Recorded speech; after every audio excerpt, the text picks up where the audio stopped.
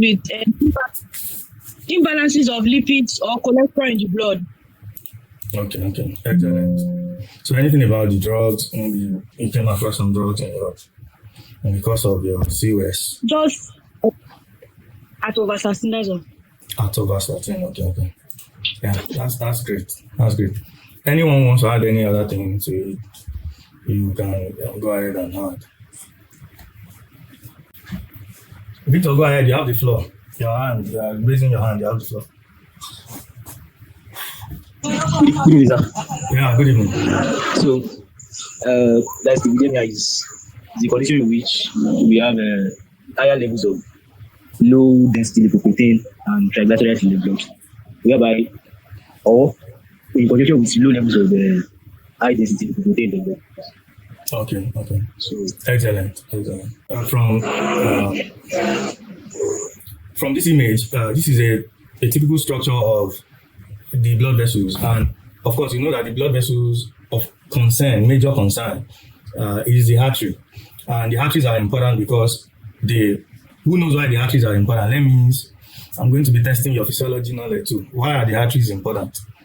Why are the arteries more relevant? Well, in quotes, than the veins.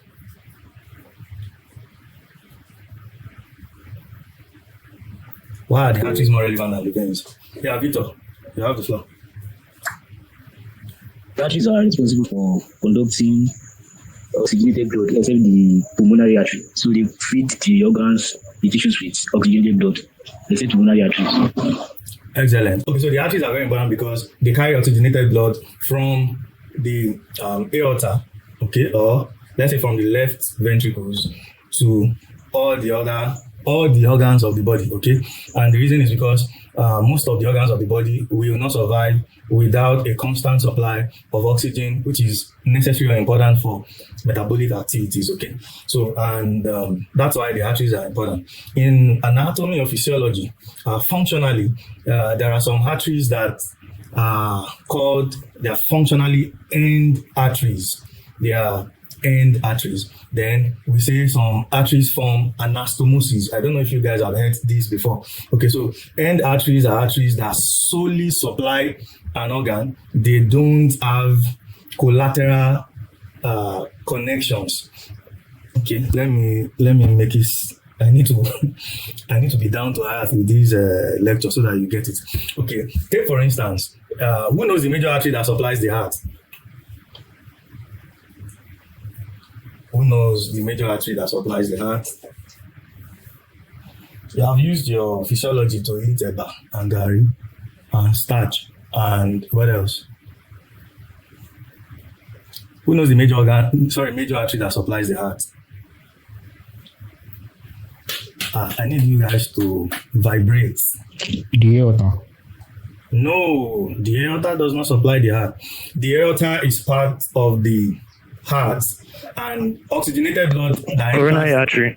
Okay, but good. Coronary artery, excellent. But aorta, the guy that said aorta, there are 4 chambers of the heart.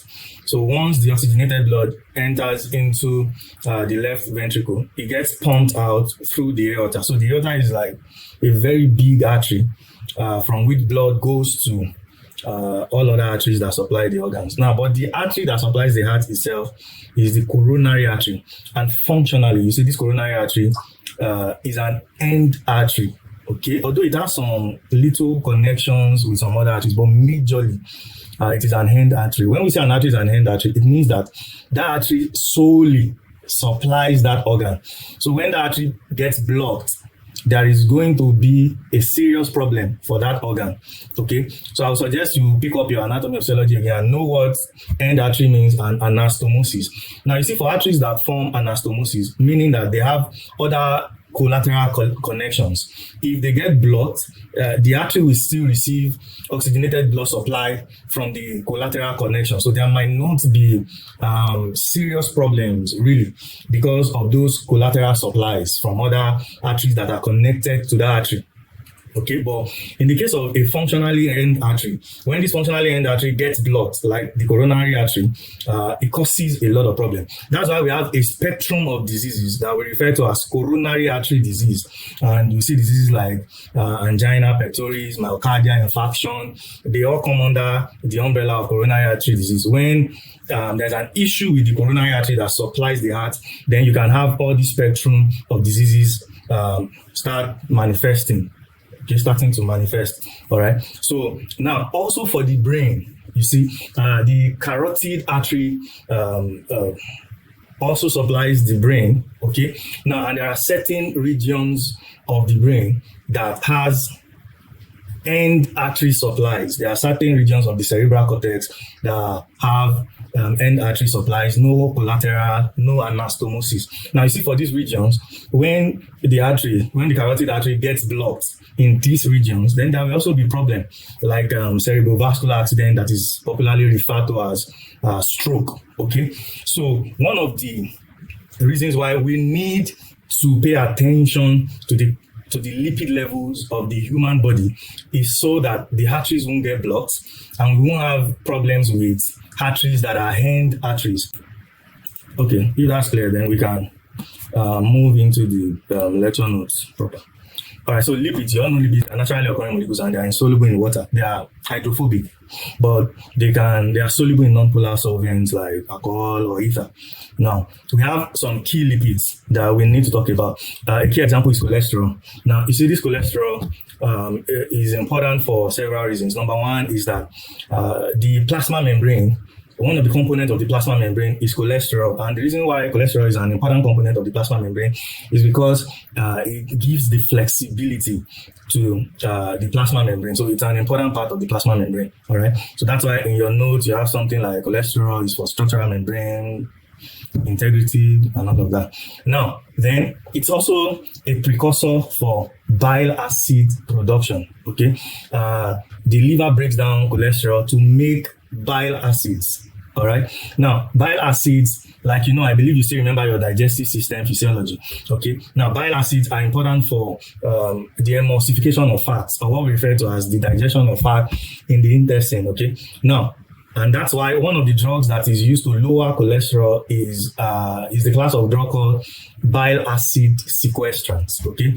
Now, because what this does is that it mops up bile acid in the intestine, and the liver keeps converting cholesterol into bile acids. Now, please, I may rush over so many things because I want us to finish this on time. But if you think some things are not clear, let me know. The reason why I may rush over so many things is because I already see you guys as my colleagues. You have attended to patients, you have seen in fact, some of you have seen drugs that I have not seen. So if you think I'm rushing over so many things, please let me know. Okay, so cholesterol is very important for bile acid secretion. The liver converts cholesterol into bile acid. And this pathway is one of the pathways by which we lower cholesterol too. Okay, when you give a bile acid sequestrant to your patient, that bile acid sequestrant, we form a complex with bile acid in the gastrointestinal tract. And this complex, we move down the digestive tract. So that way, you mop up bile acid from the intestine, and the liver keeps taking up more cholesterol and convert them to bile acid, because physiologically bile acids are very important for the digestion of fat, so they must be available. Okay, now we won't finish this whole thing today. It's just the introductory class. I need you to just understand some basic physiology, some basic and all of that. Now, cholesterol is also very important for the second topic I am going to take you, the synthesis of steroid hormones. Cholesterol is important, is the precursor for the synthesis of all steroid hormones, if I'm not mistaken. Okay, and you know that the headquarters of steroid hormones are the adrenal glands. Okay, the adrenal glands make steroid hormone. A key example is cortisol. The adrenal gland also makes other steroid hormones like mineralocorticoid, like aldosterone. They make the sex hormones like the epiandrosterone. You see all these sterones. You need cholesterol for the synthesis. Cholesterol is important for the synthesis, so that's also one of the functions. Also for vitamin D synthesis too, cholesterol is important. Now, any question? Does anyone have any question? If you don't have any question, no problem. Let me continue. Now, cholesterol can Plants don't make cholesterol. Animals make cholesterol. Animals and humans make cholesterol. Plants don't make cholesterol. Are you following? No. So that means that you cannot get cholesterol from plant sources, but you can get cholesterol from animal sources. Okay, so that's why some people will say they are trying to cut down on cholesterol. They don't want to take egg yolk. Okay, they just want to take egg whites, which is basically protein and maybe few carbohydrate molecules and all of that. So that's because egg is from an animal source. Okay, you can also have cholesterol-laden milk, because milk is also from animal source. Okay, now so when you see full cream milk, this one, what's the other one? We have full cream milk. What's the other one? I've forgotten. Is it no cream or? I know we have full cream milk and the other one. So the full cream milk is very skimmed. Skimmed milk. Yes. Skimmed. Thank you. God bless you. You don't take real practice. So obviously don't come on. So we have full cream milk, then we have skimmed milk. In the full cream milk is laden with cholesterol. Let me not say laden, it contains cholesterol. Then the skimmed milk is assumed that it doesn't contain cholesterol. Okay, so cholesterol, we majorly get cholesterol from animal sources. Other sources include meats. So you do not get cholesterol from plant sources. Please take note of that. Now, another key example of lipid is triglycerides, or another name for it is triacylglycerol. Now, you see, these triglycerides is just for energy storage. Now, when you take in fat and oils, most of your fat and oil are triglycerides, 90% triglycerides, if I'm not mistaken. Then maybe few cholesterol, but most fat and oil are triglycerides or triacylglycerol. The reason is because if you, from your biochemistry knowledge, have 3 molecules of fatty acid plus glycerol makes up your fat. Okay, so and that's why most fat and oils will give you triglycerides. So triglycerides is obtained from fat and oil. Then this is also what happens. You do not just get triglycerides from fat and oil alone. Excess carbohydrates is stored in your body as glycogen.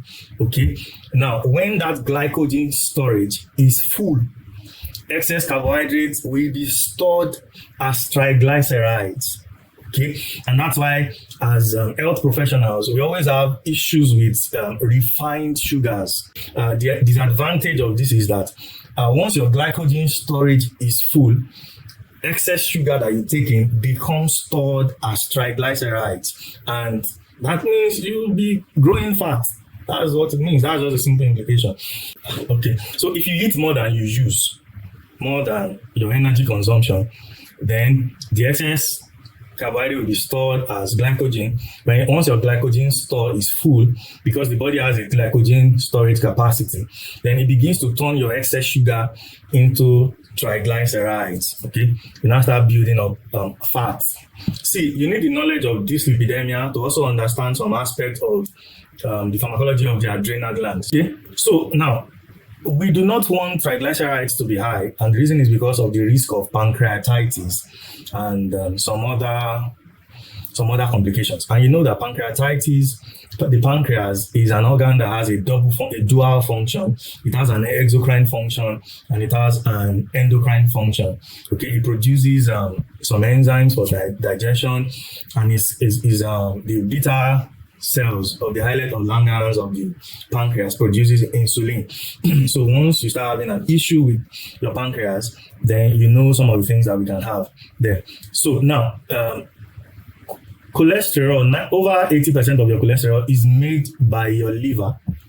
Then we get the minute quantity from food, except if you're always taking cholesterol-laden meals.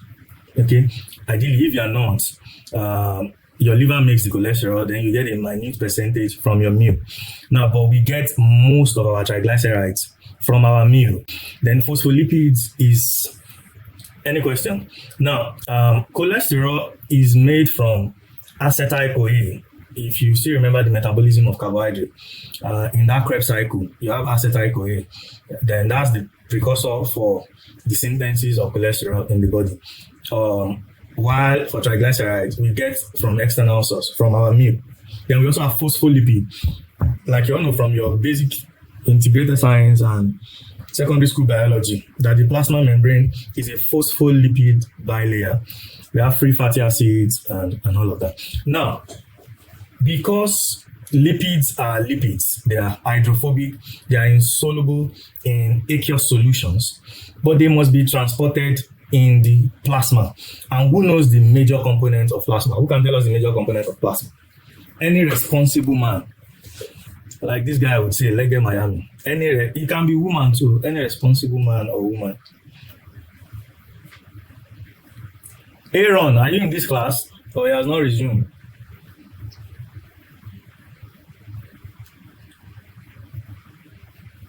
Any responsible man, what's the major component of plasma?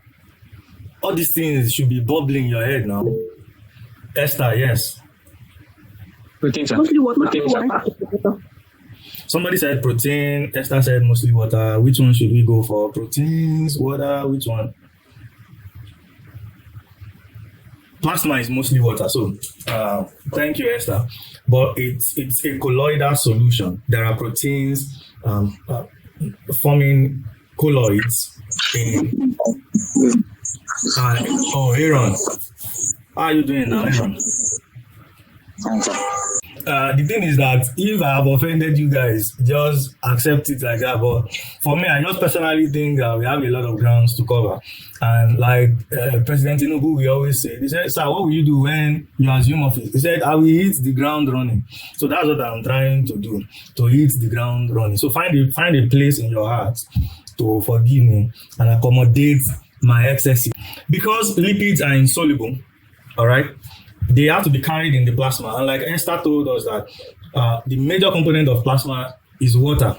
Okay, so we have to find a way to make it easier for lipids to travel in plasma. So that means that lipids have to be associated with protein. Okay, so the protein in association with lipids are now called lipoprotein.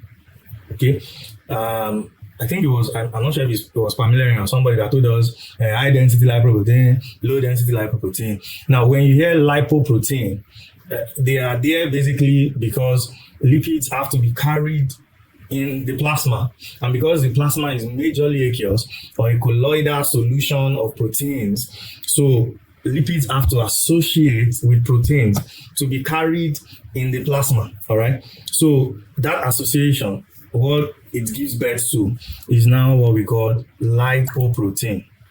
Lipoprotein. So we have the low density lipoprotein, high density lipoprotein, very low density lipoprotein. But we come to all of that. Now, lipoprotein has two components. We have the lipids and the protein. We have talked about the lipids. Now let's talk about the protein. Now, the protein components, like I said, I'm not going to run through all of these slides. So maybe I'll just do 2 slides more or 3 slides more, then we call it a day. Now, the protein components of lipoproteins are called apoproteins or apolipoproteins. These are the protein components of lipoprotein. Please do not forget, lipids in association with proteins are called lipoproteins. Then the protein portion of the lipoprotein is called apoprotein or apolipoprotein. Okay, so we have like 6. Now, okay, before I even go into this, let me say this. Low density lipoprotein cholesterol, LDLC, low density lipoprotein cholesterol, is called the bad cholesterol, while the high density lipoprotein cholesterol is called the good cholesterol. Who knows the reason? Who knows why? Why the low density lipoprotein cholesterol is the good cholesterol and the high density lipoprotein cholesterol is the bad cholesterol? Anybody? Who knows why? If you don't know, it's not a crime. I do not even expect you to know, so I can explain. But if you know, no problem, you can go ahead and tell us.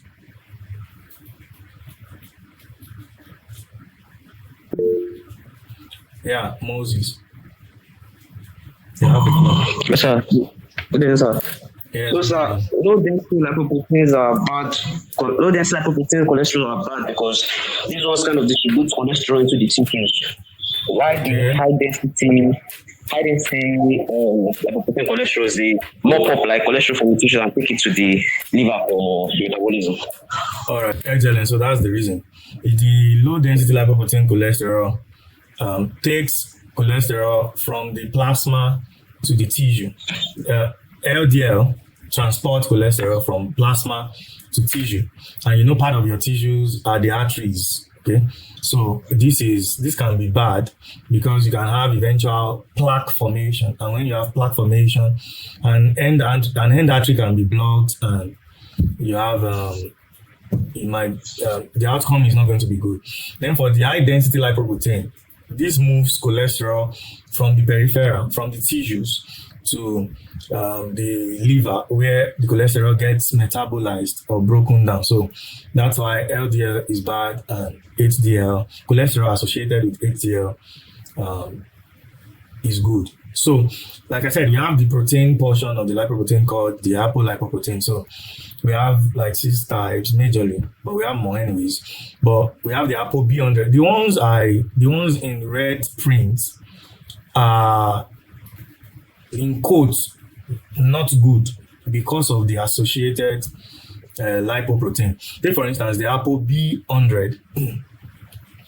The ApoB100 is the protein on VLDL. VLDL is very low density lipoprotein. IDL, intermediate density lipoprotein. LDL, low density lipoprotein. These 3 lipoproteins are not good anyways because of their transport mechanism. Okay, so the ApoB48, this is the apoprotein on chylomicron. Okay, and chylomicron moves lipids from your intestine into the plasma. Okay, it moves lipid from your intestine into the plasma. So chylomicrons are very important for the digestion of lipids for the absorption of lipids from the intestine. So it means that chylomicron will make more lipids available in your plasma. So that's why I also put it in red print. Okay, it's a normal physiological process anyway, but we don't want the plasma to have too much lipids. Okay, so that's why I also put it in red print. Now, apoprotein A1 is majorly found in HDL, high density lipoprotein, which is very good because of the transport mechanism. Okay, we call it reverse cholesterol transport. That's what it does. Then the ApoE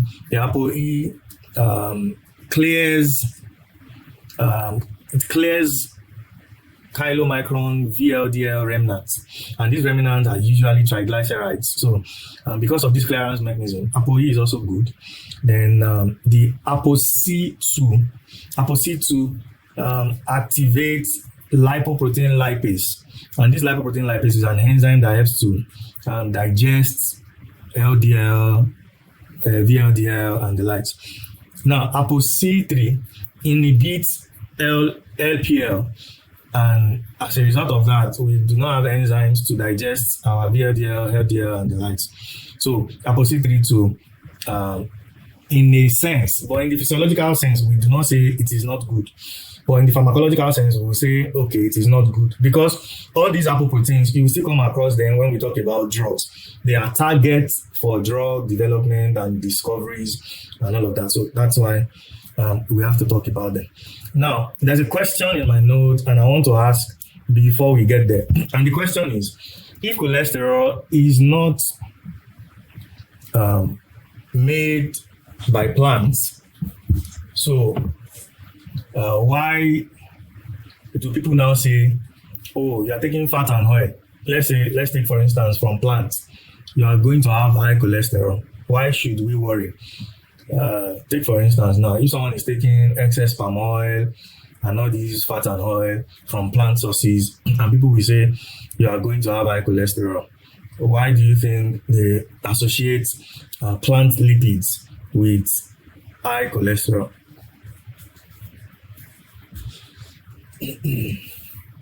Yeah, Esther. Right. I think earlier when you were explaining, you made mention that over 80% of cholesterol made from the liver. So when we take that in, it's the liver that converts it to the cholesterol. No, take that again. I didn't get that. Okay, I said earlier when you were explaining, you mentioned that over 80% of cholesterol is made from the liver. Okay. So when it's being taken in, it's the liver that converts it. No, the liver makes cholesterol from the end product of metabolism, which is acetyl-CoA. Okay, majorly an end product of carbohydrate metabolism also. Then we get the others from animal sources for cholesterol. Now, but majorly what we get from plants, plant lipids are triglycerides. So why do we have to worry? Or why do people associate these with cholesterol increase and all of that? Okay, this is it. If it's something I don't expect you to know, but you know it, no problem. But let me explain. The reason is because lipids are more like polymers of fatty acids.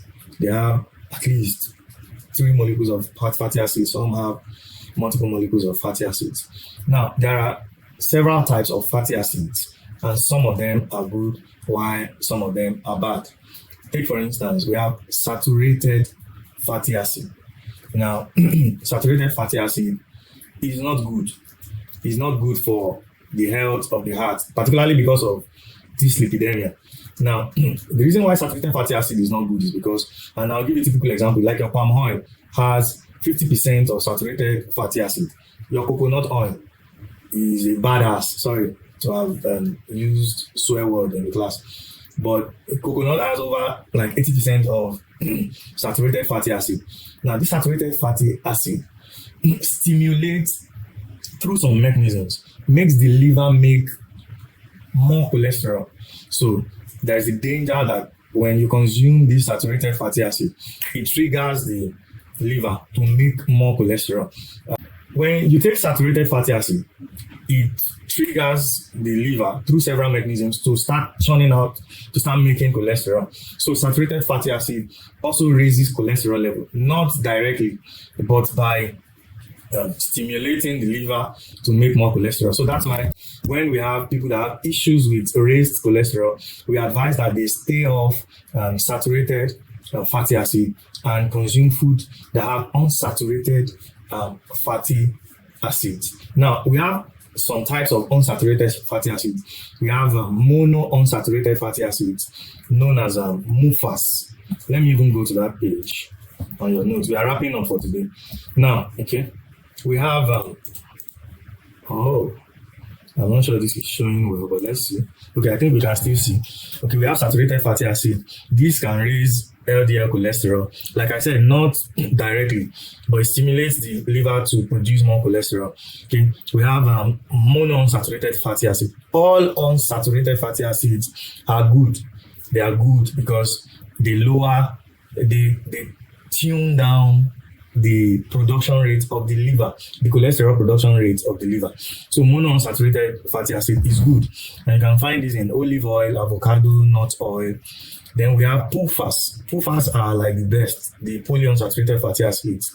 You have this in your fish oil, flaxseed, sunflower, and the likes, because these are omega-3 and omega-6 that also help to protect the heart and brain and the immune system.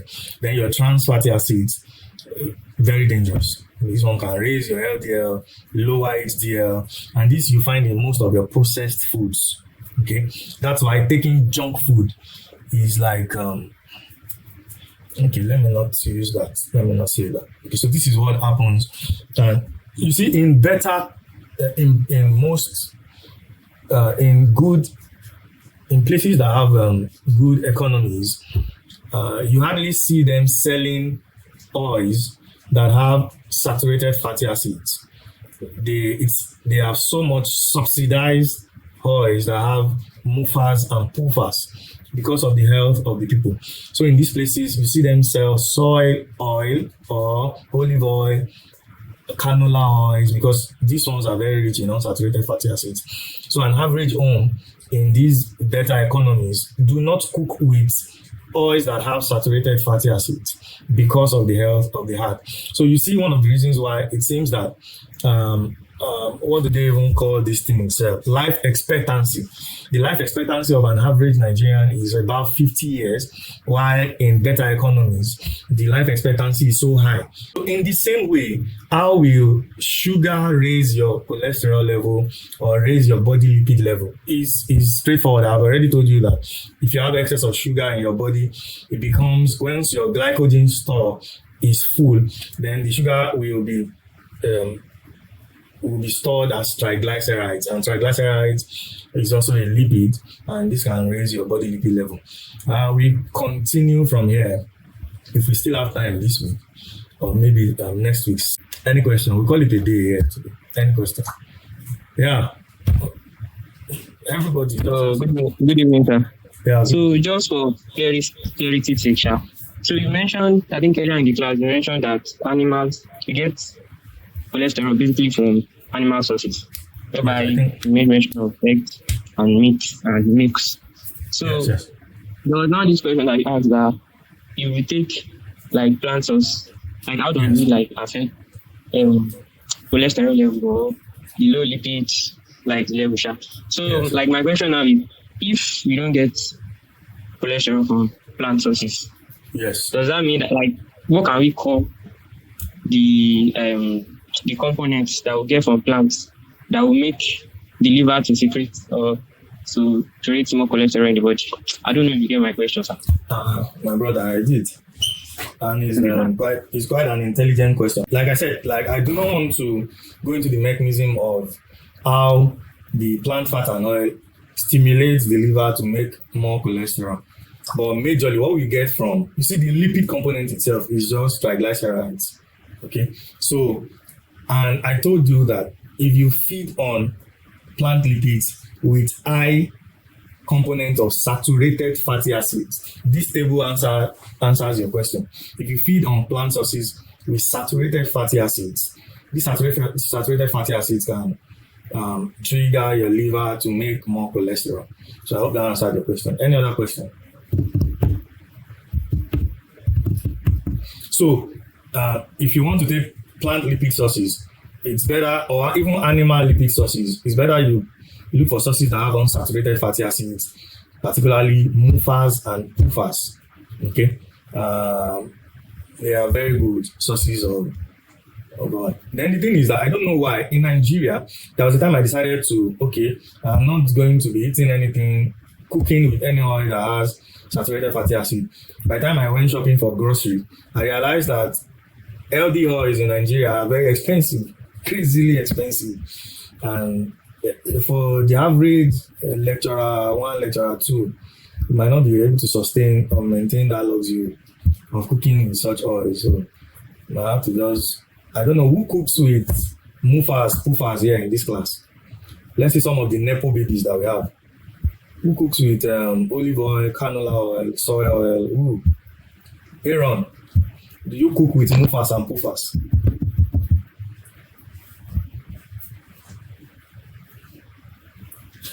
Dave, sir.